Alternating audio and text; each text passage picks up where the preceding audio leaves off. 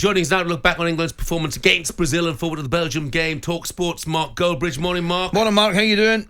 Morning, both. Hope you're well. Yeah, Top good, form. thanks. What do you think we've learned from that game against Brazil?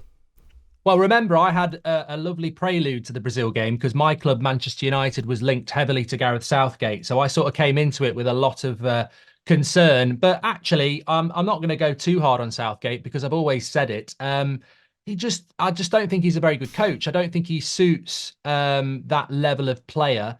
And I think that I wasn't surprised by the performance because I've seen it so often over many years. I still think we'll win the Euros. I think we've got the squad to do it. But if people think we're going to do it in the way that Arsenal play or Man City play or anything like that, Southgate's not that level of coach. And I think that as well, a lot of people need to remember is that Steven Gerrard, Wayne Rooney, Frank Lampard never really played that well at international level. But what annoys me is that we have all these fantastic players, the Fodens and the likes of John Stones, and I know Saka didn't play, but we've got a manager that's completely incapable and has never had a CV to get the best out of them, which leads to a lot of frustration for England fans because he's never going to play that way. He doesn't have the coaching set up to do it. Well, it sounds very much to me, Mark, unless I'm mistaken, that you think England will win the Euros in spite of Gareth Southgate.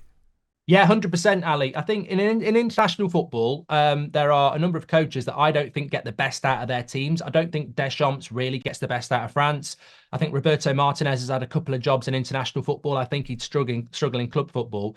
And I think in international football, it's slower. And you've played it, Ali. Maybe you can let me know about this. But it's about getting a camaraderie in a very short space of time. And I think Gareth Southgate does that really well. He's a great man manager. But I think what we did last week is we confused that with the ability to manage at club level. Gareth Southgate reminds me a bit of my gran. You go round, cup of tea and biscuits. It's very cosy. And I think the players love that. The press love that.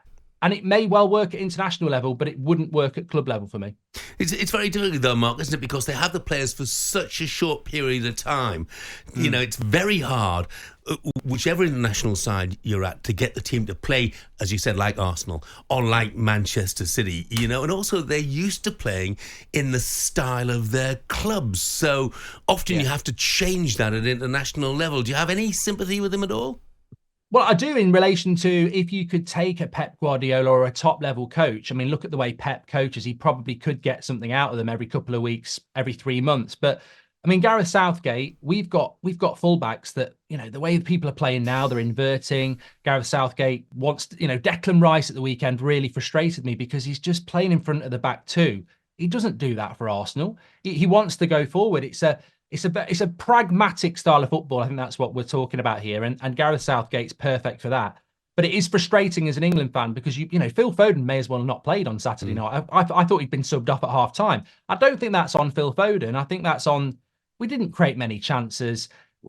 It's just a very boring style of football under Southgate, but it has been for years. So in a way, I'm sort of sympathetic to people who are, you know, sticking up for him because it has been like this for years. I don't know what we expect. Are you worried, just finally, Mark, you've seen the stories coming out about Manchester United and the issues that they've got with Jim Ratcliffe being owner of Nice as well? I think it's always been in the background, but they've never really seemed that bothered about it. There was some rumour that if Nice finish above us, we won't be in Europe, but there's never. I think that's a rule that's about to change because there's never been any real concern about it. So honestly, no, I'm not really bothered at the moment. talkSPORT Breakfast, waking you up Monday to Friday morning from 6 a.m. on AM, on DAB, via the talkSPORT app and on your smart speaker. talkSPORT.